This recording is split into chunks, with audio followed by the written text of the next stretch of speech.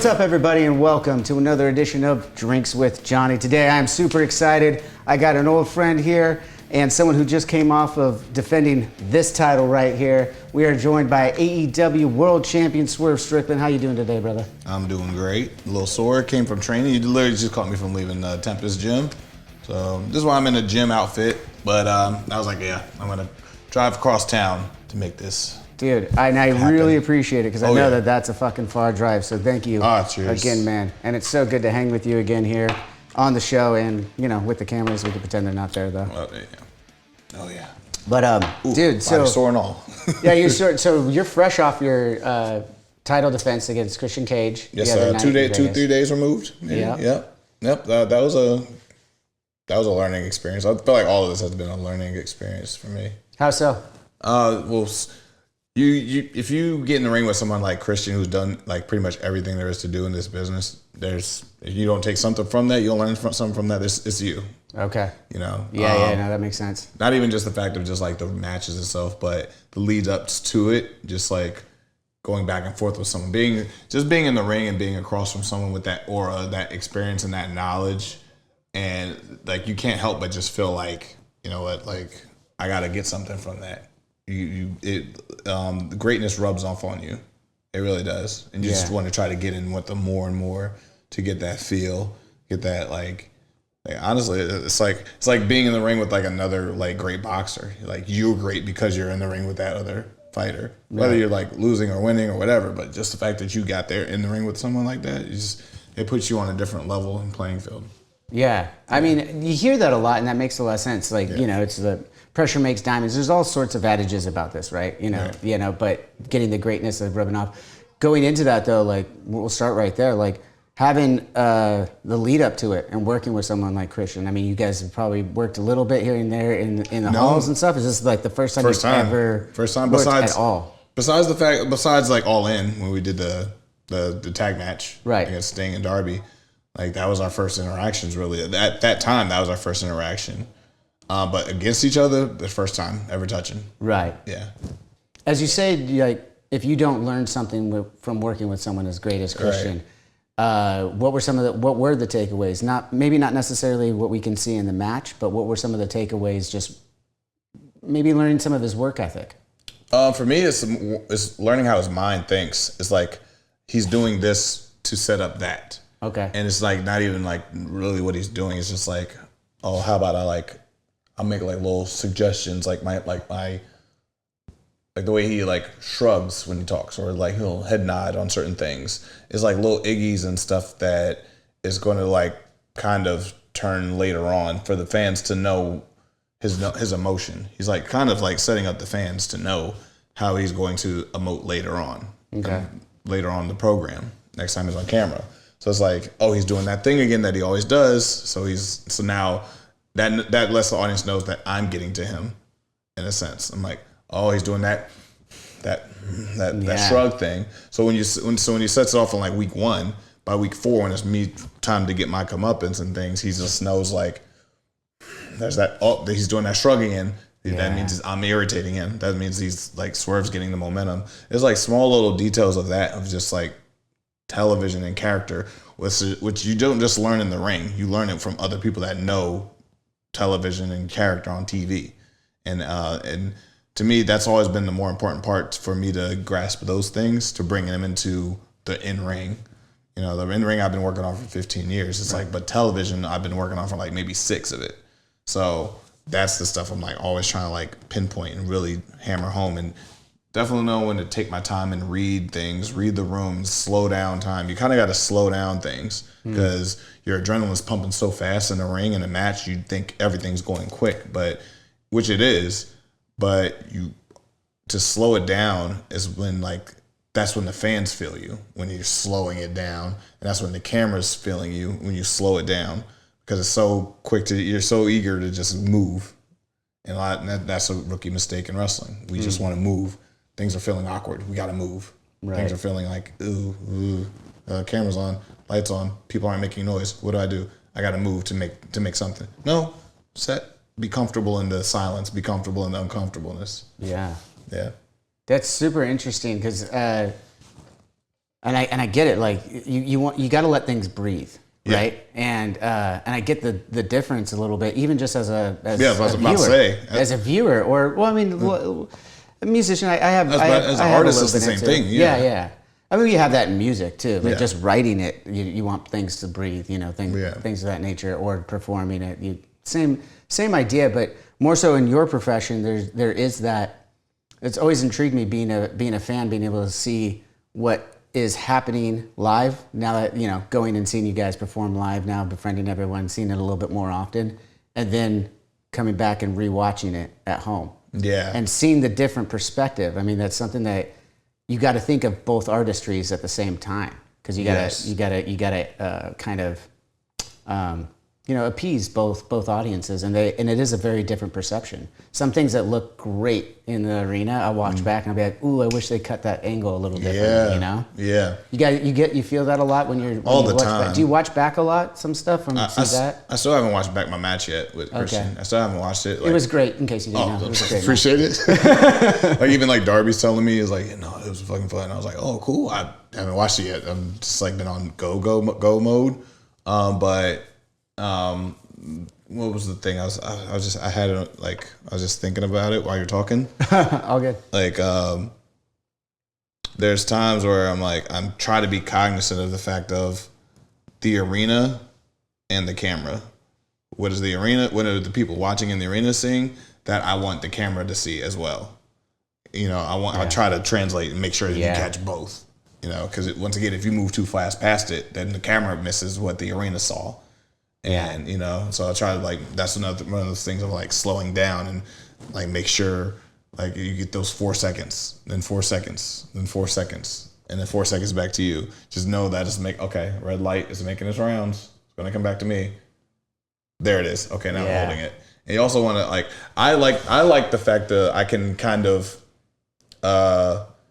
fans are, especially all elite wrestling fans, they're very anticipating and they're very smart.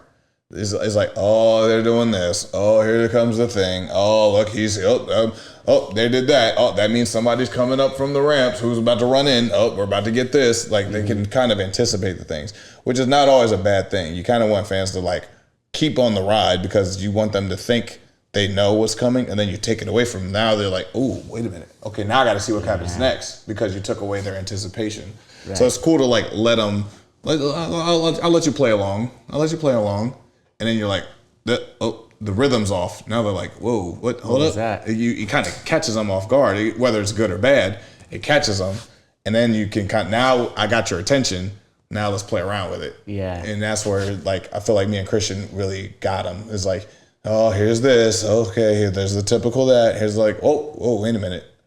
Hold up. Okay, when are we gonna get back on? Oh, snap! They're doing this now. Okay, now I don't know where it's going to go because you took their anticipation away, and now you get to bring them back on that rhythm again. And then are they going to take it away because they took it away the first time? No, we're going to just ride it out.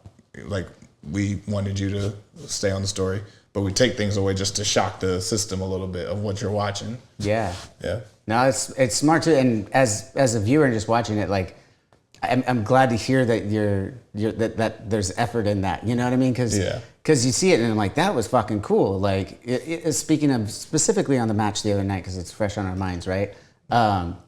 You're playing out the story as you said and everything. What I really loved was the finish though, because it happened a little bit all of a sudden you were like, okay, now I'm in control and we're gonna finish this. That doesn't always happen. You know what I mean? Sometimes it's you draw out the finish, maybe something like that. But it was after you nailed that kick, which was fucking on point, by the way. I was one of those things. I'm I think this could work. Dude. I've been doing that a lot this year. Of maybe this might work, maybe not, but it has to be different. Yeah. Regardless if it's going to come off clean. There's a lot of times I'm I don't know if it's going to come off exactly how I would think, but as long as it's different enough for people to be I've never seen that before, it's worth the risk to me. Yeah. As long as risk assessment, if it's not depending on falling through this and going through crashing into this, it's just the risk assessment for me is more I've never tried this before in a sense of I don't know what the reaction's going to be. Right. But it's unique enough for people who have not seen it that way yet let's give it a whirl. And that was one of those of like spear, house call at the same time type things. It's like once again, you get them to anticipate because they've seen the spear already and they've seen the house call already. So how do you? Now it's like the meter's going either which way. Dude, and I have to say, like, I know you're saying you didn't know for sure, but it looked so good. Like, it just looked clean. That was like, thank you. There's moments, I mean, we could go play by play and I could, break it all down, from what I saw, but you lived it. So I'm not going to try and do that. So but I will say, like, there was so many clean spots, like, between the two of you guys, like, working in the ring that, like, I was just watching, and luckily, I don't know if I'm allowed to say, but I was just watching it with Darby last night, and like we were watching, and I was just like, it was having that perspective too of someone who does it as well, watching it with me. I don't get that very often. True. Yeah. So I was also watching it, and I just like got in a space where I was like, the entire pay-per-view, but specifically you guys too. I was just like getting in this space last night where I was watching because I was I missed it live, everybody. I apologize. I was flying home from Jakarta, so I had to watch the replay yesterday. Right. As long as you watch it, I'm happy. I usually watch live, but I was on a flight when it was happening. So, at any rate, as I'm watching it, I saw throughout the whole thing, like the vibe of this pay-per-view felt really cool in a way that it just seemed like you guys were going out there in every match and really putting on like how serious you take this. You know what I mean? Like there's a passion in every match, I felt like, with delivering the right moves at the right time, involving the crowd. Everything just felt, I don't know how intentional that is over the company and everything like that, but it felt a little bit more in the direction of getting pristine, but not in the way of like overproduction or anything like that. It was just like, we work our asses off and we're super fucking talented athletes and actors. Like we're wrestlers, you know what I mean? And we fucking, and that runs the gamut of all different styles still too. But each person rather on the show has different styles. But when you see kicks like that and moments like that are hit so cleanly and you see the passion, it's like, and as, a fan and a friend to some people, I'm just like looking at it going, this is fucking cool. Like this is, you guys are doing something different. Like it's like I've watched wrestling my whole life and seen moments like that where it's like, you can see the passion pay off is like so cool to me. Like getting that perspective. That's appreciated. And like that's always different and unique way of looking at things, especially when you're watching with someone that actually does it, and then you see like you kind of match like, oh, there's two different perspectives and eyes for things. So I like watching concerts with other people that do music. It's like, oh man, I appreciate it this way, and then if they're appreciating it in a different way, it kind of brings me into their world too a little bit, and I think that's awesome. And it's the respect of the business and the passion of the performers, and just like. Not just that, but like the people that put it together. Yes. The people that really put that kind of stuff together. The whole company doing everything, and you understand that from my world too. Putting on a concert, it ain't just the five of us doing that. It's, right. And we're thankful and super fortunate with the crew that we have, right? That we've cultivated that crew over 20 plus years, Yeah. But it is so interesting to see that, and because it's really easy right now to get on the shitverses and the fucking social media and just read about all the hate of like everything and pull it all apart. People just like critiquing because everyone's a fucking critic now. You know what I mean? And they always have been, but their voices are a little louder. It's fine, whatever. Everyone's allowed to their opinion. They're entitled to their opinion, of course. Like that goes without saying, even though I just said it. But but my thing for that is just like, okay, but like, what's your opinion? Not this person's account on like a cumulative 40% of people saying things. So now your opinion's swayed. I'm like, no, how do you feel about that? Exactly. There's not enough. I do feel like when you get in that world, there's not enough of like, wait a minute, take a step fake. And what did you peel from it individually? Or what was entertaining? What wasn't? Like, you can still be honest. Like, there's nothing wrong with being like, hey, that match wasn't my favorite match of the fucking night. Whatever it may be, whatever night it may be. Or that move, part of being a wrestling fan also is being able to have that fantasy booking. Mm-hmm. I mean, but if you put it out there in the universe and you say it on social media, all right, if I say something back and I happen to see it, I might say something back. Absolutely. Like, you can have that opinion. Just don't put it out there for me to see it or me to hear it, because there's a consequence to that too. Absolutely. So or at yeah. least know that there's going to be a consequence to that too, right? It's like, okay, like you can like, oh, it's just my opinion. It's just my opinion. I'm like, yeah, I'm not saying you can't have opinion. Yeah. But if you like spray paint that on the wall and I see it. And if it's all hate, too, it's not like, it's not constructive criticism of any kind or anything, just, or like saying, you know. Even if it is, show me how to do it. Yeah, exactly, yeah. And there's and none of us are going to know how to do that. I'm a fucking fan. I know that like I have a podcast, and that's why I comment and I give my opinions on stuff that I care about.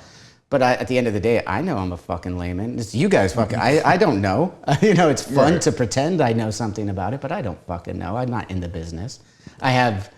There's similarities in our businesses, but it's not like I'm not pretending I'm coming in there and know what should be. It's just things you have opinions of, like same as watching a movie or something like that. Yeah.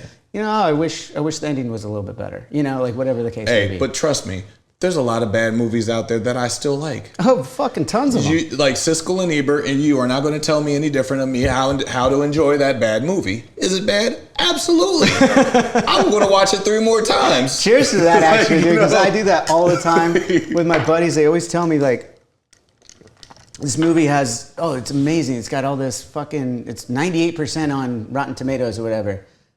9 times out of 10, I don't like those movies. Yeah, it's boring as shit. Yeah, I'm like, I get it. Like, in theory, it's a great movie, but like, I wasn't entertained in it at all. So that doesn't matter to me. I want my entertainment to be entertaining. Yeah, but you know that movie did like 36, like it just sold $20 million in the box office. It bombed. I'm buying it on DVD tomorrow. Yeah. I liked it. Awesome. What do you want from me? It's probably one of my favorites in the collection now. Yeah. What is on that real quick? Lighten the mood a little bit. What is some of your favorite movies? Maybe some that are ones that fucking bombed, but that you just like. I guess you consider those guilty pleasures. Okay, I'm sorry.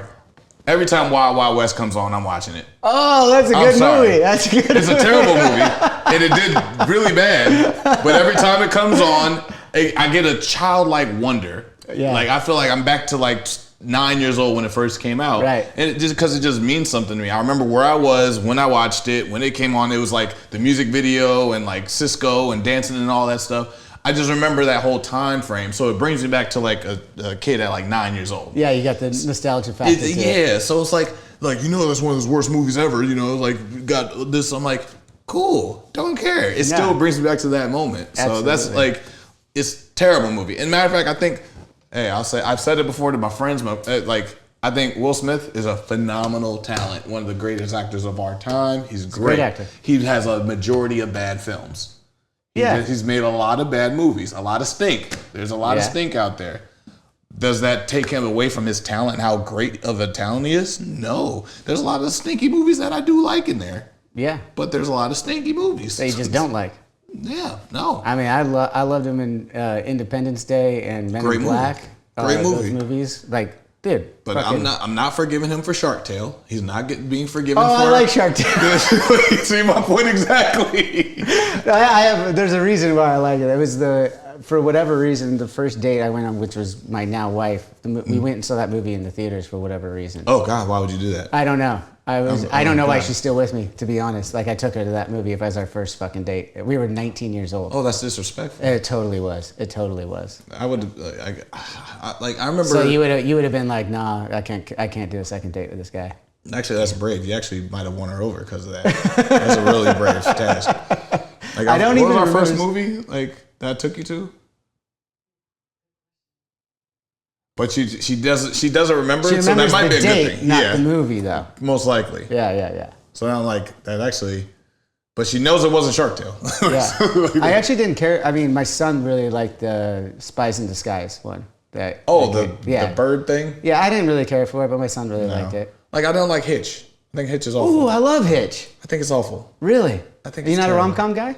Are you a rom-com guy? Yes. And you still didn't like that one? I still didn't like it. Man, I liked everybody in the movie. I love Kevin James. Kevin James is awesome. I think he's funny. I love Eva Mendes. She's great. Yes. But I'm just like, this combination just doesn't work for me. Interesting. I don't like iRobot. That one also interests me. I like both those movies. Oh, man. Did you like After Earth? Nobody likes After Earth. No, I didn't like it. Okay. No. Okay. Now we're back on track. Yeah. Nobody likes After Earth. but like, so there's just a long trend of like really bad stuff. Like even Focus, he did Focus. I was like, what the hell is this film? Which one was Focus? Him and Margot Robbie. They were like oh con yeah. artists. So yeah, see, yeah, it's like I watched it. It was happen. all right. It was all right. I mean, I probably watched it on a plane, to be honest. That's where they should stay. That's a plane movie. Although plane movies have gotten good now. Now that really you got bad. so many fucking options, though, you can go through so many options. I guess that's better than it used to be. Is all I'm saying. You'd have like 3 or 4 options before. That's true. Yeah, or whatever they show you is what you're watching. Yeah. I'm just aging myself. I apologize. But bringing the film back into wrestling and stuff, like you said before you came here, you're working at Tempest. You did have did I say it right? Tempest. What is it? Tempest. The parkour. Yeah. Gym. The gym that you were working at. Mm-hmm. And you're doing that to kind of train in more of the film aspect of it. And I know that you had a role in a movie just recently, right? I did the movie Night of the Missing. That's right. So it was basically, originally I was cast to do a short film. It was just supposed to be a horror short film called You Promised. And that was shot with Matthew Hirsch, a friend of Flash Garments. Okay. So we shot the film. It took me 4 or 5 hours to just shoot my scenes and stuff. That was the majority of the film. And then the next day, but so him and a bunch of directors, they noticed that they were shooting all short films that had the theme around someone going missing. So they were like, why don't we do an anthology where we just kind of put them all together, and we have this setting of a precinct with a cop and interrogating this person that tells stories about missing stories. So that's how they put it all in an anthology to make a full feature film. Oh. So it's on Amazon. It's on Screenbox. And so we shot that. And then later on, we shot, I just finished Stiletto, which I played a DJ in that film. I think that was the one. That was the one that was a little bit more. I think you were posting about it. Yeah, we shot that earlier this year. That's what it was. Okay. Yeah, so I flew out to literally had shows to do, but I just rerouted to LA, shot my scenes, and then came right back. And then so that should be coming out at some point the fall, I believe. Okay. So Stiletto, check that out. And how was your experience? So you said you had the short film, and then this one pretty much is most recent stuff. And yeah, I guess I'll just roll it into a big paragraph of questions here. Then, first of all, was that always the plan for you? I mean, 2 years ago when I met you, when the camera stopped, I told you, or even on the cameras, I don't remember which one it was, right. But I mean, having met you, I was like, this guy's a fucking star, right off the bat. Just having met you, and I was like, this is awesome. Did you always want to make the transition into film, or was there a focus on wrestling, and then now that you're there, you're kind of I want to get into this too? It was. I didn't even think wrestling was going to really be my career. I just started something and wanted to see how far I could go or how good I could really be on something like pro wrestling, and that's where I really found out what passion really was. For me, passion is something when passion is something when you love something, but it doesn't love you back, and you just keep going. Wrestling wasn't easy at the beginning. It whooped my ass a lot of times. Sometimes it was I gave something, I got nothing back. I gave more, I got nothing back. And then then it's also people outside of you telling you why are you doing this? What is this for? Oh, you're being a pro wrestler? Yeah, okay. Oh, it's like running a podcast. Hey. We'll get to Swerve City. I got receipts about that. So when it comes to that, it's just okay, but I'm going to keep going because there's something about it that's pulling me towards it. Mm-hmm. It just keeps pulling me. And I was like, you know what? I've never really dedicated something so much of my body, my money, my time, my energy to something that I just want to keep going with. And then I was like, I think this is what passion really means. Then I just kept going and going. Then my confidence grew. And I was like, oh, I can do what that guy's doing. Yeah. But I want to do it my way. Oh, that person, they're on flyers.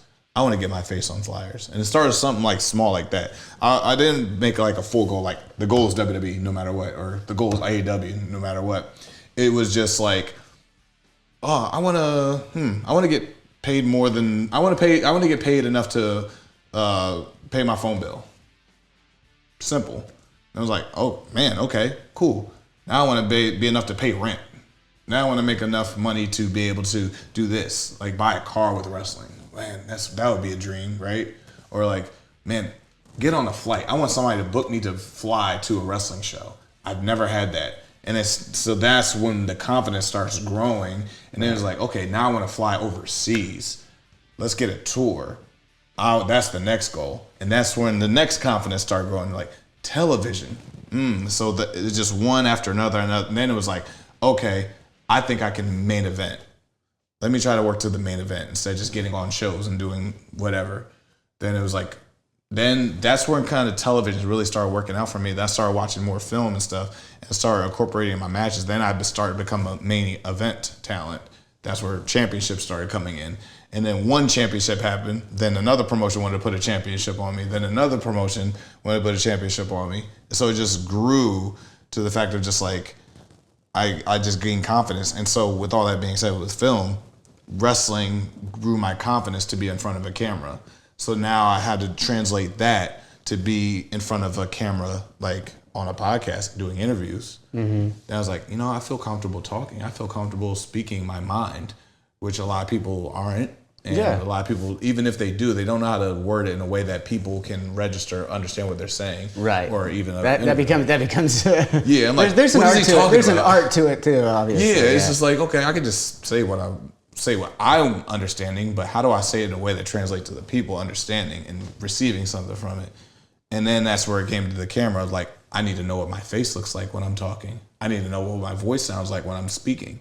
I need to know what what are things that I do all the time that I'm not aware of when I'm talking to me and you. And like, do I always do this or do I always scratch my thing? Do I always do that when why am I always doing that? No shit. And so those things like came up on things and I was like, oh, okay, I need to fix that. I need to learn to stop doing that. I need to get more confident. I need to be still sometimes and just talk. I don't need to emote. I don't need to do this all the time. And that's where it got to working on the camera, and then slowly but surely, I got comfortable enough to get into acting a little bit more and having these coaches when I was in NXT. They came in and they taught me about like being still and being cameras, and all this other stuff, being less like confident, chest up, and just different things. And I took to that, and therefore it transitioned, I should say, me more into like trying to act and stuff like that. Yeah. Now I want to like broaden my horizon. Like, oh, he's not limited to just that. I started working with stunt coordinators. I'm like, oh, I want to actually do stuff, Yeah, and I think it's interesting too because there's so many questions I have in there. Like when you're talking about each step, like having those goals be more obtainable, or like I'm not going to worry about this. Yeah, I got to take steps to get there, and that helps gain the confidence. Do you feel like when you're looking back at that, like everyone has a different path to success. That's the other thing I'm learning. Like you're talking to there's not one way to do it, right? Right. But it's what works for you. What worked for you was setting up those individual goals. Like you said, phone, car, these things just kind of kept going and kept going. And as it's building your confidence, do you look back at it now and say you're self-made, or that some of these things just, some of these things kind of happened along the way the opportunity was there and you took it rather than just kind of like, I don't know how else to say it, but like a lot of times it's like self-made. I knew I was going to have this goal the whole time, not poo-pooing on people who have that either, right. But like, that's like, they have that clear vision of the end, but you're saying you're taking these steps which gained your confidence. And along those ways, I got to imagine there was opportunities that came and you're like, I could fuck with that, Mm-hmm. I definitely would say it was be by myself. Like, even for me to get to, say, just, I got to get to this booking by Friday and it's Tuesday. Well, like, I had so many great people around me. Like, I'd have my mother, I had my sisters that would lend me money to get a car or to like get on a train. I had the mothers of my kids. They always held it down and made sure that my kids were in a good spot. And I forked over money to make sure they ate and were fed, and they did it themselves too. I had it was just all this different support systems of people to make sure that I could make sure to get this done, and I didn't have to worry about it. I could worry about just getting there and performing. You know, so it starts with that. Then it gets to the person that believed in me to put in a phone call to make sure that, like, hey, this guy's good, get him over there. Or like Sammy Callahan, who's been a mentor for me for years, who would always be like, hey, I'm gonna get on the phone with this promotion, I'm gonna put the title on you, then you're gonna come to Jersey, do this show, and I'm gonna split flights with this promoter over in the West Coast to get you over there. You're gonna win the championship, but you're also gonna defend that championship over here too, and have these matches. So we're gonna split flights, and I save money, you get over, that person gets like their championship from the West Coast over the East Coast now. So now that championship's traveling, and I'm just going to be the workhorse and the catalyst to just bridge all these gaps between these promotions.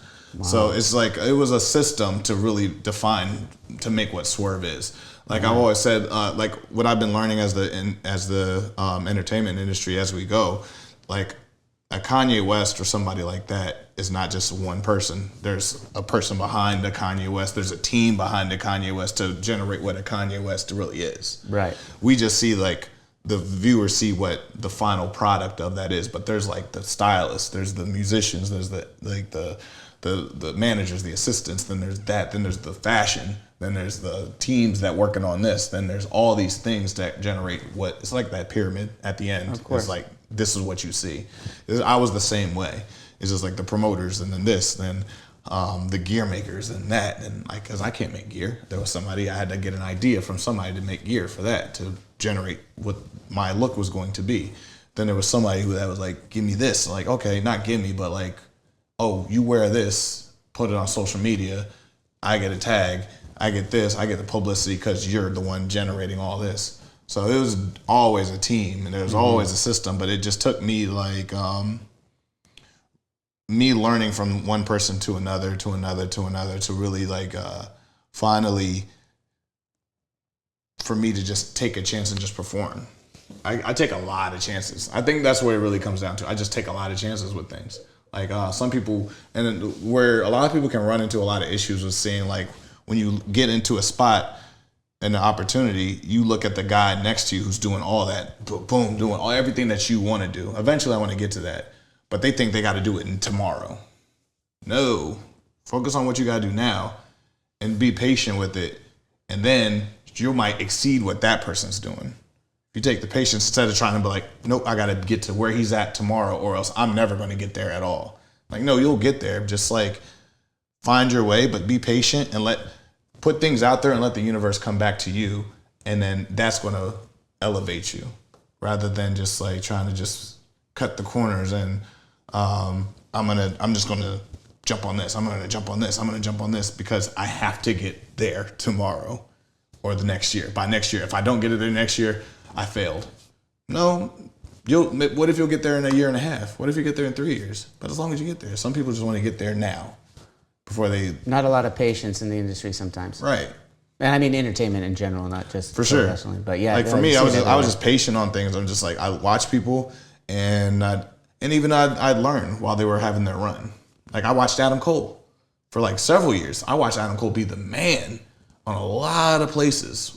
But like, and I was doing well, but I wasn't doing Adam Cole level of things. But I just like I sat there and I watched, and then I worked on things, sat there, watched, then I worked on things, sat there and watched, and I worked on things.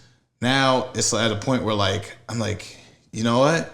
Like, if I would have like tried to just like jump on just trying to be the next Adam Cole, I would have not gotten here. I waited and worked on things to make the best Swerve Strickland that I could, you know, while Adam Cole was still being Adam Cole. And like, I still supported him, of course, but it's like, but now it's not like me trying to find funnel under an Adam Cole. It's like, no, now people are trying to funnel under a Swerve Strickland's way because I just took my time and really built it and created this. Yeah. You know? Dude, honestly, and it's awesome to hear your like how you went about it. That's kind of what I was asking about too. Is like, what do you attribute? That's not a word. What do you Now attribute? it is. What do you attribute that mindset that you have? Like, because that sounds like, because it seems like it's kind of progressive. Okay. The military for sure. I don't think I realized you were part of the military. Did we talk about that before? Maybe not. It was 2 years ago, I guess. I know we talked about what's it called? How I Met Your Mother. I remember we talked about we did. I did end up watching that, by the way. I remember. Yeah, I was texting you afterward. I watched the whole fucking thing. It was a good show. It was a good show. I told you. I was like, it took me a minute to get into it, I'll be honest. But once I did, boom, you just explained my story. It took you a minute. Yeah. But eventually you got into it. Damn, this guy's good. See? This guy's good. Come on. Dude, but seriously, it's always interesting to me with those passions and those, because as I said before, everyone has a different path and stuff like that. And what do you attribute, where does that come from originally? And you mentioned the military. Yeah. What was your position in the military? How long were you 25 uniform. I was an Army Reserve and 254th Quartermaster Company in York, Pennsylvania. Okay. Yeah. I don't know what any of that means. I was put it this way. This is why I kind of was like, military maybe not for me. I was a signal support communications specialist. Radios. It's a fancy word for radios. Okay. In a laundry and bath unit. What the hell am I supposed to do here? That's interesting. So they were like, okay, I would set up the radio and boom. I would sit in front of radio. So like one tent can talk to another tent about its laundry and it's, we need a shower set up over there. Can we bring a shower over to so-and-so's? Boom. 12-hour shift. So I guess my question is like, how did that help then? Like, how did... You're watching it. Patience. Just patience. Okay, the patience pay. Patience. Okay. There's a lot of patience. And like, just going to the schooling for it is a lot of tedious work. I'm like doing the same thing over and over and over again and just learning that process and doing it all over again and taking it apart and then bringing it back together, taking it apart, sitting in front of a blue screen and doing little tasks and things. You kind of learned a lot of things that you just never really did unless you were like espionage and like getting security clearance in the Pentagon, which I wasn't doing that in York, Pennsylvania. No. So I learned a lot more than I actually did. But that's like being in the military, just like the training and going through all that stuff. You weren't getting things done unless you did it. Your mom's not there, your dad's not there, your cousin, your brother, they can't come to help you to get this done. If it's like you need a place to sleep that night, you got to figure it out so you can have a place to sleep that night. Or like, okay, you need to report here with this uniform on. Where am I supposed to get the uniform? Figure it out. Well, it's all laid out for you. You just got to read, go do this, and then be back here at this time. Oh, is that all? They're kind of laying it out for you. People like, so if you fail at doing tasks, it's like, I don't know how are you going to make it in life? Which a lot of people don't. Normal people, the average person really doesn't make it in life, even when things are laid out for them. Just do this, that. What do you think that is? Because I agree with you, but what do you think that is? Right? You know what I mean? Like, I'm at the time I'm 17, 18 years old. I'm like, I figured this out. And it's not, and you're not, and I don't mean to put words in your mouth, so I'll say it for myself, but it's not like, you ask those questions because it's not like I sit here and I think, again, like I'm so smart and that's where my success came from and everything like that. I'm better or anything. No. I'm genuinely curious why it's difficult for some people, and I'm sure there's a reason. I just like wish I could like, you know what I mean? Because it's like I don't feel like, even with, sometimes you look back and like, oh, I've done some cool shit, but it's not like I did it because I'm so much smarter and had the right path. It's just like some shit just happened and I work hard at it, I guess, but like, and you don't stop. That's the thing. Like, I think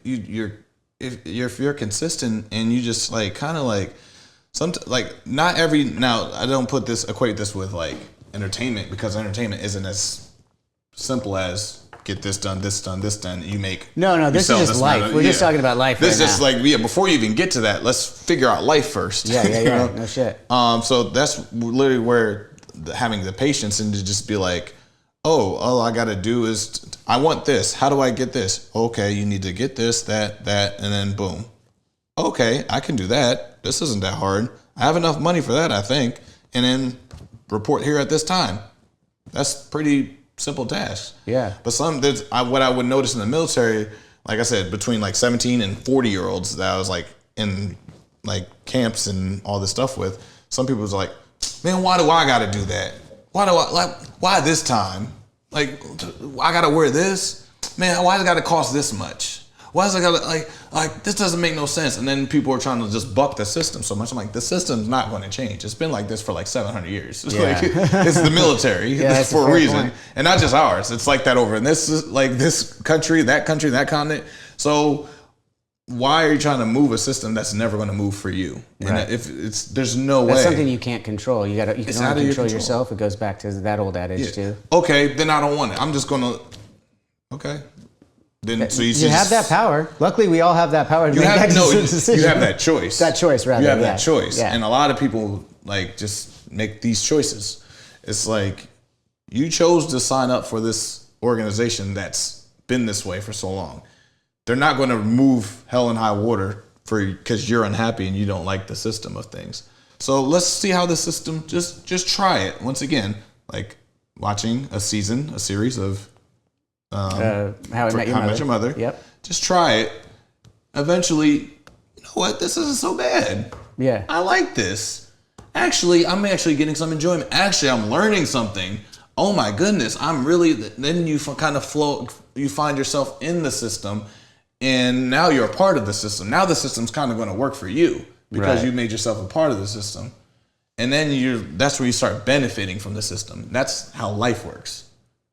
Yeah. Again, we're all talking about life right now. We're not talking about ways to gain in entertainment, just like getting shit done. But so many people try to buck life. And it's so interesting though, because I keep saying interesting. I wish I wasn't saying the same fucking words a bunch of times, but that's how it works. But like in that, as you're talking about it, I'm thinking to myself, when you want people to question authority, like that's how I feel. Like you question everything because at the end of the day, we all wake up into consciousness, and I don't think any one of us knows better than the next person. Truly, like when you break it down to like truly, what do you know?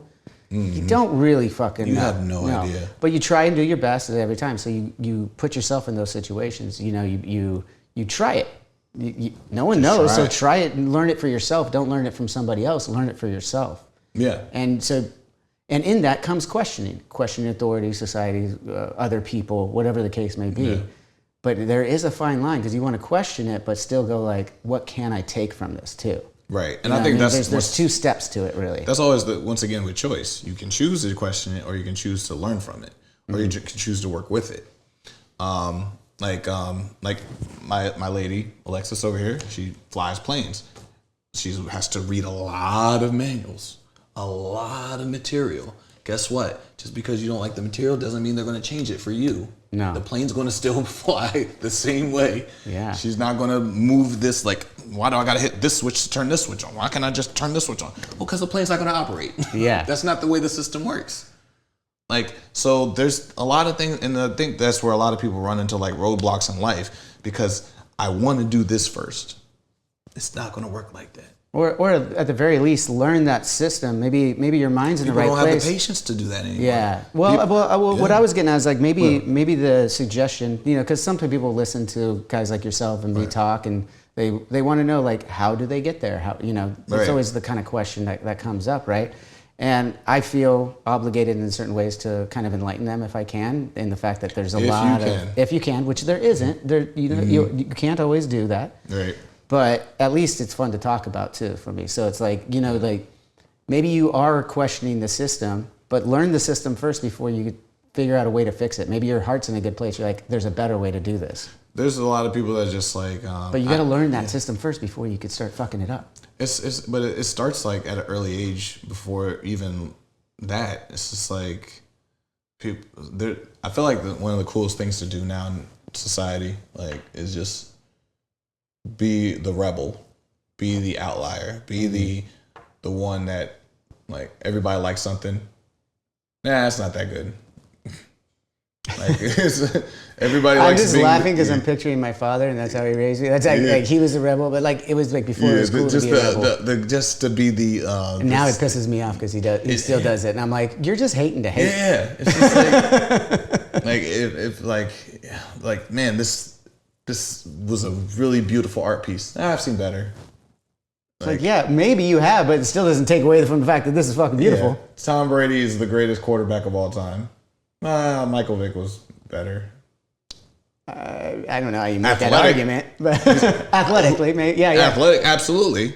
But but what makes a perfect football player? Who's the system? Whose system worked? Exactly, 100%. Like at the end of the day, there's facts and then there's opinions of things. I'm sorry. Like, I love Lamar Jackson. Is he a better quarterback than Tom Brady? Who's more fun to watch? Yes, but the stats and the system shows that this was a success. You can't argue with 7 Super Bowls. You can't. You can't. There's like. Yes. I wanted to argue all those. I'm a Raiders fan. You want to. I'm a Raiders fan, and I fucking hated Tom Brady from the Tuck rule until I came around and had to show respect. And then you're like, this guy's yeah. Then he wins 4 Super Bowls later. You're like, that Tuck rule didn't mean shit. Yeah, it didn't mean shit. No. It didn't mean anything. He would have won anyway. He could have had that game. I just wish it didn't happen off the Raiders. Right. Yeah. He could have won that game and still won the ring. Oh, absolutely. It wasn't going to change. Yeah, absolutely. It wasn't going to change anything. But I think there's like a society that's like made it the cool thing to do is just be like anti this. Yeah. Anti that. Or argue like things that they can't do. Like I hear it. I see it every week. I see it every day. Dude, you guys get brutalized. I stay away from it as much as I can for myself and for like, honestly, my guests and stuff like on this show now. I'm just you can talk about me. You can talk about me. I love it. That's no, I don't mind talking about it. I just don't mind looking at it all the time. Oh, yeah. It's just like, I'm like, I have my opinions too, and to these comments, but I don't want to what the fuck is the point? So yeah, I have this, so I got to be careful with how often I do it. Dude, what's up? I still do it. So but I'm very picky and choosy with it now. Yeah, no, you could clap back, and that's fun too. Yeah, I have my moments. Yeah, and I do it when I think of a good heater, like when I think it's funny. Yeah. I'll do ones that are funny. You know what I mean? I'm like, I'm just fucking with you too. That was the point. I'll just acknowledge them to bring them out into like the universe. So like. Now the fans can get you. Yeah, that's a good point too. Like I didn't say anything wrong. What did I say? What did I say that was harmful? These people are saying harmful things about your dog, your wife, your uncle. They looked up your background in school. They're talking about this. And that's my problem. I didn't do that. With it, but that's my problem with the whole system of it all right now that's happening in society is that it's just creating more hate no matter how you try to approach it. Even if you're approaching it to be funny or anything like that, it's just creating more hate. And I'd rather focus on. That's true. I learned this from actually, who was I talking to? I think I was talking to Mark Henry, and he mentioned it. I also know that you had Chris Van Fleet on your podcast. Yes, he's a very positive guy. He's a very positive guy. And he had the same energy too, where he was just like, I just wanted, when I talk to, he's a big wrestling fan. Mm-hmm. He does a strictly wrestling podcast now. But he was saying, he's like, dude, I don't want to focus on the negatives. Like, I'm a wrestling fan. I want to talk about the positives. Like, what is it that makes you, the cool shit that you're doing? Let's talk about and he's already your doing, extracurricular activities as well. He's already doing so great by doing that. Like, maybe he does more numbers by being negative, but he chooses not to. Yeah. He could probably be, like, beating out every single... Like if he was like, he's got a gift too. He's that's where the real talent comes from. He's like, no, I could, but I'm gonna just like focus on what I want to focus on, which is the good, and still be successful with it and work hard at it. You know? He works hard, man. He works so hard at it, man. Yeah, and he's great, and it shows. It shows in his passion and stuff like that. You know? He's like an inspiration for like me and TZ on the Swerve podcast. Like he's like, man, Chris is really like, let's bring him on. So not to like have like a war. Let's like come together and like what is working for you that maybe we can take something from that, or maybe like somebody's watching they can take something from like, hey, he's giving you the tools right now. Exactly. Listen to him. It does our following who maybe doesn't know about a Chris Van Fleet. I'm not introducing him to another wave of people. Absolutely, and that's I had him on the podcast for the same reason. I heard him talking and I started listening to him and I was like, this guy's positive. He's very open about how he accomplished what he's accomplished and and to your point, his patience in it and not going like, oh, yeah, of course. Doing it on this side, he's done it even longer and has, all the accolades he's had in doing these things. But you get to know these people and you have stuff that people are saying off the records and stuff before these cameras go. And it's like, yeah, like I talk to, you become friends with some people that you have guests, some you don't, some you do, and you talk to them about like real talk, you know? Oh yeah. And it's like, could I like be a fucking weird snitch about it of some kind and like spin it a certain way, tabloid it? Yeah. Would I have a gigantic show from it? Probably. But that's not what I set out to fucking do, and that's not who I am. Like, why would I do that? Some people, it doesn't matter. It's just like the likes matter more than the actual like where. But to your point, and I agree with you. Yeah. And further back to your point though, like that patience, that shit's gonna come if you stick to it the right way and work on the actual art, the actual passion that you're working on, rather than the worrying about the numbers. Like work on. That shit will come if you're good at it. If you work hard at it and you're good at it, that shit will come. It will come, and then if you go the other way, the numbers will go away. Oh yeah. You'll only get a flash in the pants from that shit anyway. Yeah, it's not gonna last long. And then, yeah, I'd rather focus on something that people genuinely connect with, that are just gonna be long-lasting fans no matter what. Yeah. I feel like those in the long run will be like, you carry those people with you, and those people will carry other people with you. But if like some people are just like, I don't feel like hearing negativity today, and then if eventually it drops off. Yeah. You know. Well, that dropped off for social media for me too. I'm like, dude, I don't want to see this shit. And just to correct myself, I said flash in the pants, just so that kids don't go around saying flash in the pants. Flash in the pan is the actual. I was like, wait, have I been saying it wrong this whole time? Because I was like, no way. No, I say things wrong all the time. I'm with you. She catches me in it a lot. Yeah. Oh, dude, I catch that. Dude. I'm like. That's what a partner's for, though. We catch it. Me and my wife catch it. It got to a point she doesn't even know. She's like. Yeah. She's like, that's not right. I was like, that was wrong. I know what you mean, but that's not right. That wasn't it. But well, let me just finish cooking. Yeah. It's so good, man.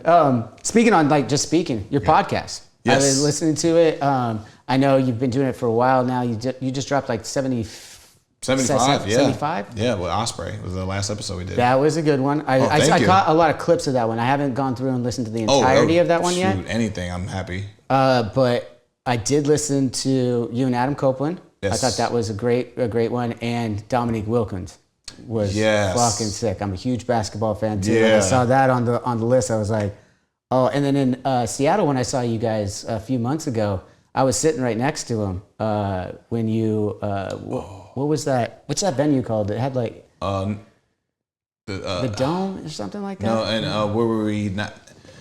It wasn't, because I think of. Because Darby fought Christian that one, and you had a match right before that, I believe. Oh, it was Wrestle Dream, me and Hangman. Wrestle Dream, that's what it was. Yeah, Climate Pledge Arena. Climate Pledge, yes. I took the family out. We were on tour, so I was able to go see that show. Right, yes. And I hit up Darby, and then like I was sitting right next to Dominique, and I was like telling my wife, she's like, I don't know. And I'm like, what do I say? I'm like, what do I say? I want to say hi, but I don't want to say hi. Matter of fact, we were supposed to go to your concert. That's right. This is whose concert we were supposed to go to, but she got sick. That's right. It was you guys. Oh no, you got sick. I got sick, I warned you. That's right. Yeah. My son got me sick. I was sick, and I warned you. I invited a few of the other guys because you guys were all around the time. Yeah. You guys were all we were all in the same city at the same time, and I was like, perfect opportunity to give back. You guys have given me so much. Like, yes. I get to go watch and fucking enjoy. Man, and I was like, so fine. bad. And then I was like, I'm sick. I'm like, and of course, with a couple years ago, everything that happened, I'd be like, I gotta let people know at least I'm sick, and then you guys make the decision, That day we ended up finishing the Big Pressure music video. So my Titantron, that was that weekend. Damn. Yep. So it's really funny how all these things. Yeah. Like, oh, this happened at this time and this time. Yeah. But Dominique was incredible. When they say like, don't meet your heroes, I've met all my heroes and they've all been tremendous. And you got to go to his house to do this, right? We spoke on Instagram, but he doesn't speak on his Instagram. It's like his representative and stuff. He's like, oh, Dominic loves your stuff. He would love, I was like, hey, would we be able to get an interview with him? He was like, absolutely, would love that. Come to Atlanta. Like, he just let us in the house. And then was like, that's awesome. My producer, who Prophet, who he produced the Big Pressure song, and he has like Grammy wins and all that stuff. He was like, wait, he was in Atlanta. We were in the studio with him the night before. He was like, wait, you going to Dominique Wilkins' house? That's like one of my favorite players ever. I'm like, want to co-host? He's like, yeah, I had a studio session tomorrow with like, forget named artist, big name artist too. He's like, I'm canceling that. And he's just for the fucking interview. That's awesome, though. He just let us in the house. He's like, pick a room. We can do whatever. I'm like, man, you're just seeing like all this memorabilia, like the jerseys hanging up. I'm like, oh my God. Wait, he said pick a room. That's where I want to get to. What was this? Can you describe this house to me in a little bit, and like how you picked a room and how you set up for it? Real quick. As like an interviewer and stuff, lighting. Yes, of course. Best lighting. So it was like there was the backyard and stuff, had like pools, and then like had a little mini golf course and the basketball court and stuff.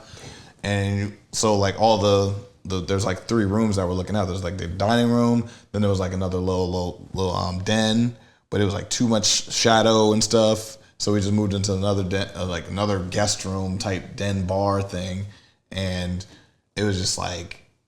It was just so cool, just like walking around. Like I remember this game, I remember that moment. He had the shoes from that dunk contest and like the ball from this game winner and stuff. I'm like, and it was really funny seeing his mindset to basketball, not just like current, but just like all around, just basketball, and seeing how he's just like, we brought up some like JJ Redick. Quotes that he had made on TV recently. He was like, yeah, you want to talk about PR and true shooting percentage. You want to talk about this man shoots a better percentage than Larry Bird, a man that I played against and stuff like that. And who was better? He's like, hey, all in all I got to say is give the game's on the line, give you the ball, no pick and roll, no give and go. No coming off the screen and you get a wide open shot. No, here's the ball. What are you going to do with it? I was like, the way he says it, he speaks with such passion once again, and you're just like, oh my God, that's true. Yeah. Like, what are you going to do with the numbers? Don't matter anymore. Dude, it's so interesting to hear that. And I was listening to it, and I got the same thing too. Yeah. And that brings it back to earlier in this conversation, that passion that like when it comes through, and someone can speak on it. Yep. It makes it obvious. Like it's something you were blind to it before, right? But then when someone says it that understands it and can convey it that way, and you literally can't argue with. Yeah, and you just go like, oh, well, that makes a lot of fucking sense, doesn't it? Yeah. Like, and it makes sense for them, but that goes back to a system. Like he's talking about an individual, like when you're arguing about individuals, but basketball's still a fucking system. It's a team sport. So like, I mean, I know I'm not pretending I know anything, but like, but in the same sense, he's talking about like. He's like, yeah, I didn't even shoot a lot of threes in my career, and I'm still a top 20 scorer of all time. No one shot a lot of threes. And his record still hasn't been broken. Like, this is a man who's like, everybody like lives and dies by the three and stuff. This man has shot like what? You might be able to like a career amount of times he shot threes is like less than most people they shoot per season. Yeah.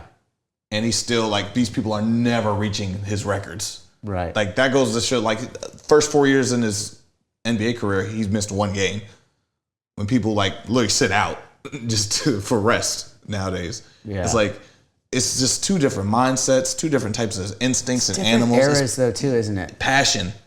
2 different passions too. You think it is? You think because I feel like a lot of these younger athletes now too still have the passion. It's just there's a difference in eras and difference of competition. It's a different type of like. And once again, I can't speak on it. I never. No, of course not. We're armchairing right now. Yeah, we're complaining about. I'm complaining about what I was complaining about earlier. I'm talking, literally doing the same thing.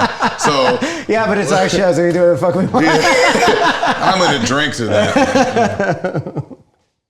But it's like, once again, like if I'm speaking on it, it's definitely because I've spoken to someone who has literally said it. So it's not me just mouth vomiting my thoughts. It's literally from. I kind of interviewed Dominique Wilkins, so he said the same thing. So you've got a little bit of. So that's my little like you know. Yeah.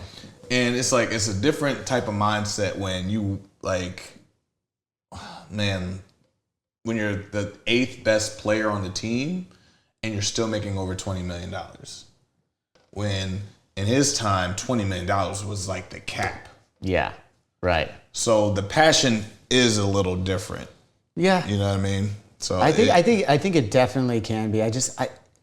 you can't put a blanket over everything because, man, I see my son is so passionate about basketball. He's 7 years old, right? And I know this is going to sound ridiculous to compare the two things, but we're just talking about passion. I'm not talking about skill. Right. I'm not talking about anything like that. I'm talking about the fact that every day, all day, he comes home from school, he wants to shoot baskets. Before he goes to school, he wants to shoot baskets.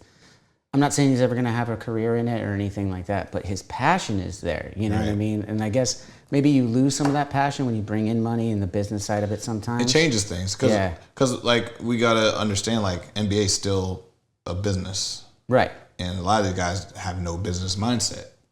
Like there's few like Wembanyama, he's has a business mindset because when you're the number one pick and you're getting all this attention and all this like cameras on you at 19, 18 years old, you kind of get a sense of like, okay, I'm a business proposition right now.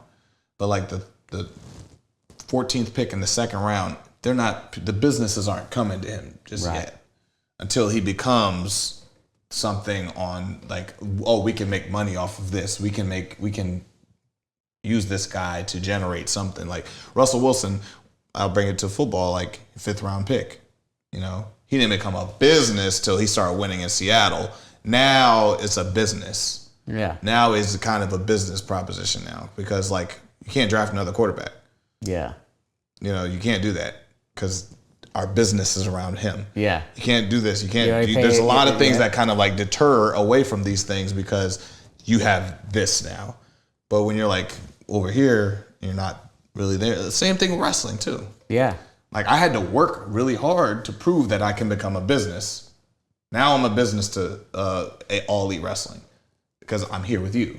Mm-hmm. Then I got to go here, talk to this person, then talk to this person. Then I gotta wear this. You got to be the ambassador. When you're wearing the strap, you got to be the ambassador. And even before you, like my match got announced for tomorrow.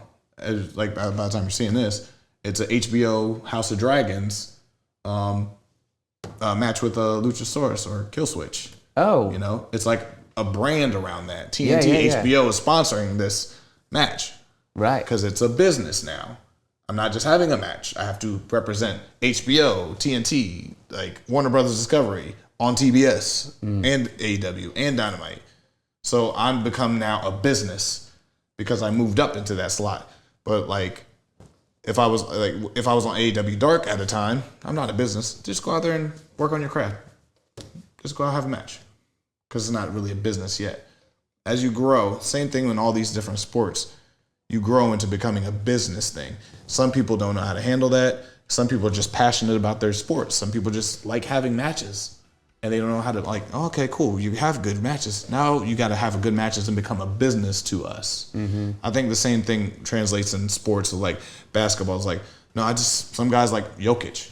He just likes to play basketball. Yeah. He wants to play basketball and go bet on horses and raise his horses and stuff like that. Everything else in between that he doesn't really care about. But you're a 3-time MVP. Yeah, because he likes playing basketball and he's really, really good at playing basketball. All right, can you say these lines on a Gillette commercial? Nah, that's not my thing.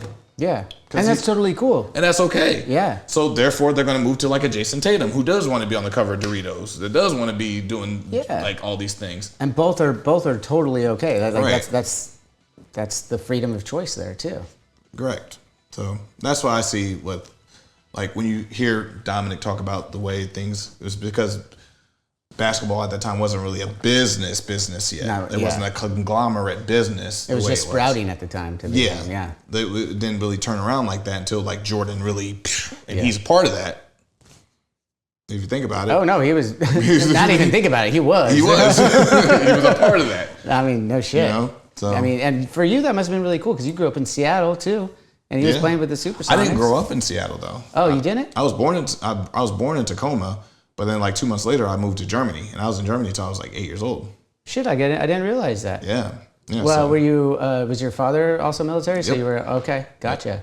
Yep. And I didn't come to the States till I was like 10 years old. Do you know German then? No, I don't. No. Okay, she does fluently. She grew up in Germany. Oh, wow. Yeah, funny. You got to teach me some things. I'm going to Germany soon. She's fluent. She's like legit fluent in it. So. Wow, impressive. And flying planes. Jeez, it looks like you're gonna be a power couple going on here, man. Hey, we just posted a photo. I posted a photo with Floyd Mayweather 7,000 likes. Post a photo with me and her together. 20,000 likes.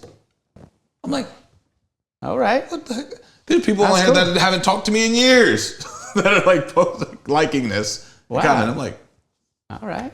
She's a generator, man. She generates energy. There you go. Got to keep her around then. I must. I must. I'm glad you brought up Mayweather though, because we got to get to that obviously. Before I let you go, I know you got signings. I know you got to go be the ambassador and everything. Again, appreciate the time. Oh, of course, really do. But yeah, Mayweather there. I don't think anyone knew that was happening. How did that come about? It almost didn't happen. And by the way, before I have to ask personally for something. Do you watch Impractical Jokers? Here and there. Okay. Here and there. Not as I don't know every episode. But okay, like, but you do know Brian Quinn, right? Yeah, I do know. I don't know his name, but I know his face. I know the Impractical Joker's face. Okay, because they've been to the show. Yeah. Did you say hi to him? Because like on the thing, you said hi to Mayweather. Yeah. You gave Mayweather some love over there, and then like he was standing there with his hand up, and he totally got dissed. I don't know if you knew that. I've done that a couple times actually. I've done it to Pat McAfee too, which is sad. like I'm really bad at that when I knowing you, I'm watching it and I know it's like, and he even makes a joke about it. He's like, oh, he gave himself a high five. I don't. See, I played into his bit then. I played into his bit. That's all it was. That's all I was trying to do. Actually, I think he was put up to it like Impractical Jokers is one of the challenges. That's what I saw the whole tweet. Oh, you did? Yeah, they were like, hey, go photobomb Floyd Mayweather right now. I was like, that's it was funny, like knowing you, obviously, and I think anyone else didn't. could interpret it the same. Like you weren't paid. Like you're in the middle of a fucking match, by the way, too. No, that was the end of it, actually.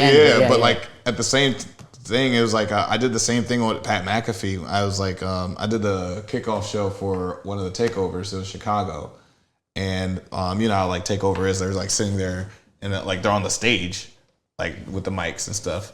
And I was like walking. I had the glasses on at the time. And like my entrance music starts, I come out and then I'm like walking past and they're doing the kickoff show thing and they're like, yeah, Swerve. All right. I was like, those moments happen though. Like it's funny. They happen all the time. I've done it too. It's happened to me so many times, but I get caught on camera with this. I'm like, I didn't see him. My bad. Yeah. So like me and Pat made a joke about that like a little bit afterwards, and it became funny. So now you had to make a joke with Q. You gotta hit up Q. Yeah. But how that happened? Flash Garments once again. My partner in all this music stuff. Flash and Montezi are like my two closest people in music. Montezi taught me how to rap from ground up, from ground zero, nothing. And when did you start that, by the way? Like what year around was that? 2020. Okay, that's when you late bloomer to it. Like very, very, very late. 2019, 2020, and Montezi was just like I think we could do this. So he brought me to the studio to try a song. It was trash, and I threw it out. And then we made Broke Boys. That was the second song we did. And like that's our fan base is like probably one of their favorite songs. And then I was like, okay, I got addicted to it. Once again, my confidence built. I was like, okay, I want to go 16 bars now. I want to go like, okay, I want to do the whole song. Okay, let's get a feature. Let's make a video. Let's do this. Let's do a show. So then like, sure enough, he got me prepped for the bigger time, I should say. And then Flash kind of was like, yo, you're doing some dope stuff. Let's do this. And then we made Big Pressure. Now it's like millions of streams later. And I was like, okay, let's do a cruise. Let's do this. Okay, let's do a video in Seattle. Let's do this. And then so now once again. So Flash is connected with like Floyd Mayweather's kids and a lot of the TMT people and stuff. Right. And we've been trying to get Floyd to come for like the last 2 Double or Nothings. He's always in town, but he's always because he's Mr. He owns Vegas, man. Oh yeah, like he owns like damn near half the city. So, we got his son, Lil James, to come through, and he's just like, "Yo, pops, they having a banger out here, man. Yo, we got the Black World Champion." Floyd was like, "Black World Champion." You know what? Let me show me the crowd. Let me see the crowd. So he takes the camera out and shows the crowd. He's like, "Oh, it's packed up here. MGM, yeah, I fought, what's the name? I whooped his ass in that arena. You know what? Yeah, I'm gonna come through. And then we didn't hear from him for like a couple matches.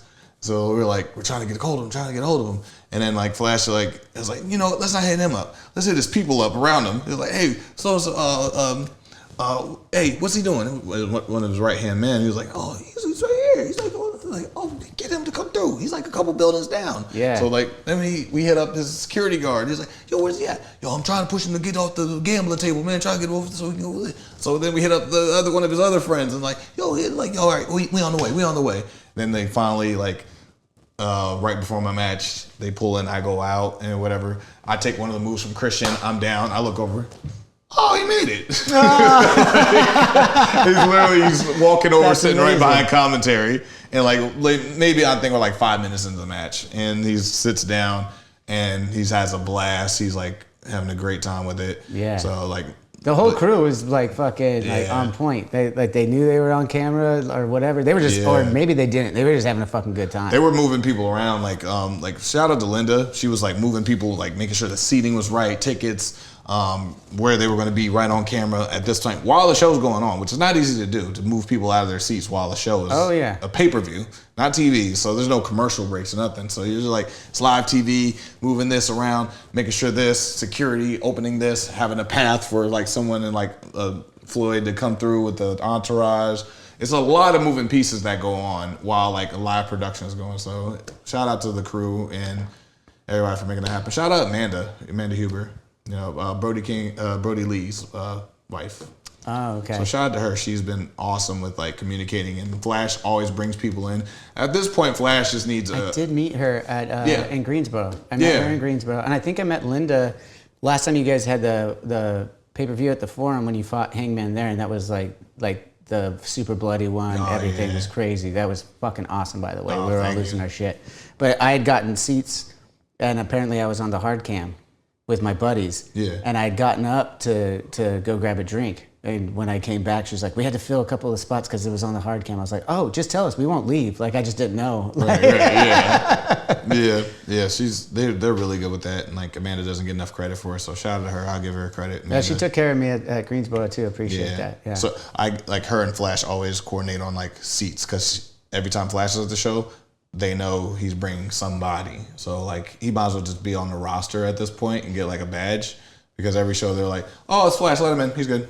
Like, yeah. Oh, like, no, leave him. He's good. It's because they know he's bringing, like, a slew of people. Like, last time at the Forum at Full Gear, he brought Afion Crockett, big name actor, and comedian, hilarious. And he brought the Lucas brothers, who are Oscar-winning directors. So he just bringing people through. He brought Eric Bellinger, like R&B singing, multi-Grammy winning singers and stuff. So what you're saying is I need to bring some of my famous friends to get that trip. Right? No, you already get that because you got Darby. You got Darby. Darby's well, you too. I'll hit Darby you up was too. my end too. Yeah. Darby, like, people don't understand. Darby's a powerful person. Well, he just has such a passion too. Like, I was just sitting here talking to him on the couch, and I was excited to talk to you about it too, because like I got a different perspective that like you kind of know is there. Yeah. But like when you really like delve into it, like I said at the top, the pay-per-view was so good to me because I was seeing it as, you know, you guys were making sure every point mattered. You know what I mean? Because you cared so much, not because this is how we're gonna get the numbers, this is how we're gonna do this is how we're gonna do the business side of it. It was like, fuck the business side of it for a second. You know, we're talking about business, I know you gotta, you know, that's part of it too. But fuck that for a second. Let's focus on making a fucking great match and like what we can do different, to your point, hitting that kick on the spear, making it look clean. That doesn't just happen. You have to work at that, right? Right. So, I mean, it's just like seeing that and understanding, because again, I'm a wrestling fan, not all, you know, we're not dumb wrestling fans. Like a lot of people, they go, don't you think it's like choreographed and isn't that weird? And I'm like, no, not at all. First of all, I could go into that and explain that to you really easily, but I don't need to right now. But it's like, there's that other side of the appreciation of like, you go see acrobatics, you go do a Cirque du Soleil show, you go, like, I'm saying that like general public, I go watch these plays, these shows, whatever it may be, and you appreciate the talent that is that's being bestowed before your eyes. And when you see someone who cares that much about it and they're like, no, this is what it's about. Like we're not trying to pull the wool over your eyes and make you believe some kind of crazy story. There is a believability to it, don't get me wrong, but like, we're showing you that there's a passion and a talent and something different than what you've seen before. And I think that's where I was just like, that's a really cool perspective. I really enjoy like that side of wrestling. You know what I mean? Right. I just love the fact that there's a way to make you feel something. Mm-hmm. Like either feel uncomfortable, feel like invigorated, like I can run through a wall now after watching this. Like, you know, like after watching like a Fast and Furious movie, you're just like, yeah, I want to drive really fast now. Like I think wrestling gives you that same type of feeling of just like high adrenaline and stuff, and then like make you feel sad. You know, watching a Sting be like go off in the sunset. You know, it can make you feel that kind of way. You're very enraged because like somebody stole a championship, and they're like, now the show's over, and they're like, what? Like, you mean it doesn't? There's no like no. It covers all the genres. It covers everything. All the emotions. It makes you laugh. There's people that make you laugh. That's what I've always loved about it, man. And there's a time and place for everything. It's like bringing it to music. You mentioned your music, which I'm so happy that you are doing that. You're fucking doing it, dude. Your entrance. We'll get into the entrance real quick too, because I think like last year when everyone started to really get into that entrance and everyone's doing the fucking swerve dance and everything. I mean, my son does it all the time. Like, so I'm like, dude, this is sick. Yeah, Prince Nana is doing a great job being there with you. He's and incredible. Like, such a great hype man. When that was like becoming, you know, the crowd was starting to catch on to it a little bit more. Let's say, like over the last year and a half, whatever it was. It was like when I listened to the music too, I'm like, that Swerve's like. Does that give you an extra set of confidence, an extra set of like tools, or you know that's your song and like I guess on the business side of it, like do you own that song, right? So do you make a sale to the company on that, or do you do it as like a homie deal just so you can put it out? The craziest thing about AEW is that they never touched it. They never even brought that up as a conversation, as a discussion. They were like, no, this is Swerve. He made this. He brought this to us. We're just putting it out there and let him do it. And that required me to earn that kind of trust to do that. Right. You know, like Tony Khan could have just like, nope. But I mean, he's buying a lot of other songs too, the company's buying the songs that previous companies wouldn't pay the money to do. No, let's just put it that way. So I just asked to just like let me just be independent and do it. And like, okay, we'll just play it and generate it, and you like let you generate your own thing. We don't touch it. We don't like. That's cool. Yeah, so I'm like, I'd rather have that than like them like let me buy this, but I can do whatever I want with it. If I want to take it off, I can. That's cool. I can, like, that's a cool deal. I like that. You know what I mean? Yeah. So it's just at least it's mine. You know, like the hit row song was not. We got a payoff, and then they changed the beat when we got to SmackDown. They changed this. I'm like, why does my voice sound like this? At least with AEW, they're like, nope, this is yours. You came in with it. You made it. Have your way with it. If you want to remix it, you can remix it. You can make 10 remixes with 10 different artists. Have fun. And I'd rather have that than anything else. That's artist control right there. Yes. And that's awesome that you have that there. Like that's great, man. Yeah. Like a matter of fact, we just had Bun B just do a feature on it on the Trill remix. She was in the studio with me watching it happen. Oh shit. Yeah. So like we're gonna have some fun with that and do a music video for that. So like once again, like the possibilities are endless because like All Elite Wrestling provides that, and I don't think enough people really appreciate what All Elite Wrestling allows to the performer. You know, like why certain people feel a certain way about certain wrestlers on the show, because All Elite Wrestling allows that. If you feel a certain way about me, because they allow me to come out as the Warriors themed entrance. They allow that. Yeah. You know, they allow MJF to come out and just freaking blah, blah, blah, blah, blah, go crazy on the microphone. They allow, you know, like Adam Copeland to do what he does and bring a Grant Gangrel in. They allow House of Black to be a House of Black. They allow all your favorite acts and like a Mercedes Moné to be a CEO. They allow those things. As long, you know what I mean? So like, and there's not too many hands on it. Sometimes there can be like sometimes there's talent that could use like hands-on things, but that's where the competition lies. It's like, okay, like it's elite for a reason. Yeah. So you have to compete, and it's tough. Is it tough? Yeah, it's very tough. Is it unfair sometimes? Every place is unfair. You know, I'd rather you like let me fend for myself and create my own way than wait my turn for 8-10 years that may never come until they pluck you like a toy into a machine. That's my choice. That's just me. But once again, you have choice. Yes. Some people that works. Some people works and they do need that because they're so they not everybody is a creative artist. Not everybody can just be their own boss. Some people need bosses, and that's not a bad thing. No, it's not negative at all. No, like some people that if this work environment works better for you, by God, please go. Like I don't know what. And whatever's cultivating your happiness in it too. You know what I mean? Like if you're happy. I mean, we're kind of alluding to the other company and everything. I'm a wrestling fan. I watch both. I do too. I have friends over there that I still watch. Yeah, of course. I think Jade going over there was a perfect match. She looks great over there. I'm like, good luck. And it's not a competition, you know what I mean? No, it's not for us. No, it's like that's the idea though, is like there should be both places because they're two different products and they work for two. Not only is it two different products as a face value as a fan, but when you talk about like the freedom and stuff like that, there's just a difference. There's a different vibe. And it's cool to have those options for the talent, for the viewer, for everybody involved to have options.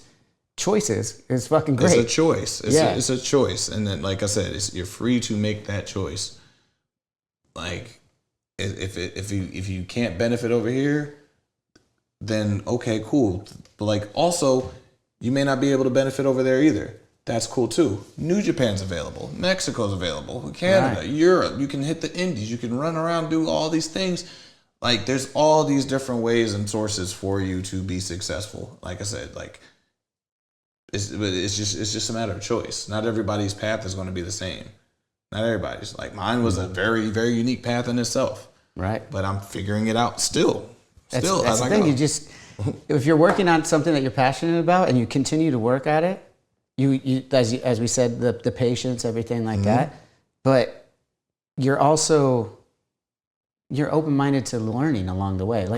We started out you talking about how awesome it was to work with Christian Cage because you were able to learn so much from working with him. You weren't talking about the accolades of the fucking match or headlining it or anything like that. The first thing you said when you came and sat down here was talking about how Christian Cage and you working together taught you something. And that's something that I would take away from this conversation is that learning something from it. You know what I mean? Like every time you put yourself out there, you make that choice. If it doesn't go the certain way you thought it was going to, learn from it. Or even if it goes great, there's always something you can do to make it better and learn from it and say, what can I take not into the next match? What can I take into tomorrow? What can I take into the next minute of my life to make my life better and make my happiness better? You know? 100%, man. I think that's what it's all about. It's all about this thing too, though. I'll be at the forum. Might be the death of me. I don't know. This thing's real, man. It's so fucking crazy. Cool. Even before, and I texted you right away when it happened, when you won the title, man. So happy for you. Thank you. So fucking cool to see. You mentioned the historicness of being black and the first black guy in AEW to hold the title. That's up there with Ron Simmons, man, in WCW. That's fucking cool shit. That means Mark something. Henry, is up there. Like Ron. Bobby Lashley, Kofi, Dwayne, Rock Johnson, whatever you want to call him. Like, there's that's a elite class. Like Big E, that's an elite class of people that I'm really proud to say I'm aligned with. Right. And to be able to I can communicate with all those guys. I have a line of communication with every last one of them is even more special. That's really cool, man. I'm glad to hear that because I don't know that. Oh yeah, so I got a video from Ron Simmons about that. I was like, that's cool. I was like, wow, that's crazy. That's really fucking cool. So glad for you. So happy for you in that, and outside of that as well, just having putting in the work that you put in, gotten to this point where you're main eventing, you're the champion now. I mean, thank you. And the moment I will say, I said it here on the podcast. If anyone watches regularly, I loved the moment, the finish of that against Samoa Joe when you dropped the arms went up, and I was just like, that's I don't know if you meant it that way or anything, but it felt like a Macho Man Randy Savage moment. Oh wow! It felt like to me when I just as a watcher, I was just like, they're pausing everything. They're taking their time with this shot right now, and because I watched it on pay-per-view, I wasn't in the arena, so I'm watching it from the cinematic side of it. And I'm like, this is taking its time. This is great. Funny thing, that was improv. Was it? Yeah. Damn, that some things just work out. Some things just work out. I'll tell you off screen about that one because go. I want to keep the magic to the people. Yeah, but yeah, I'll tell you off screen about that. That's fair. That's fair because I want to know. Fuck you guys. Yeah. I was like, No, yeah, but some things I was gotta watching keep it. here. Yeah, of course. Yeah. But I'll just say, like, for me, and I'm sure a lot of other fans out there too, it was just like this magical moment because it was taking its time. Like at first you could nitpick. I'm like, wow, this is taking a little bit of time. But then it was just like, boom. I was like, oh, this is cool. His arms are going up. This reminds me of an elbow drop, but it's your stomp that's about to happen. For me, cool. It's like I don't care for like the logic of certain things when like Bryan Danielson's doing this across the ring and everybody's doing with him. I don't care. Throw that out the window. This is a moment, man. Yeah. And that's like I always, once again, that's an inspiration for me. I always wanted to have that kind of moment, like that. You know? I think. And this is just me. This is just my opinion. I think you achieved that in that match when you won with the finish, with everything. It was because I, as a fan, I look for those moments too. I'm a fan of wrestling since I was 3 months old, literally.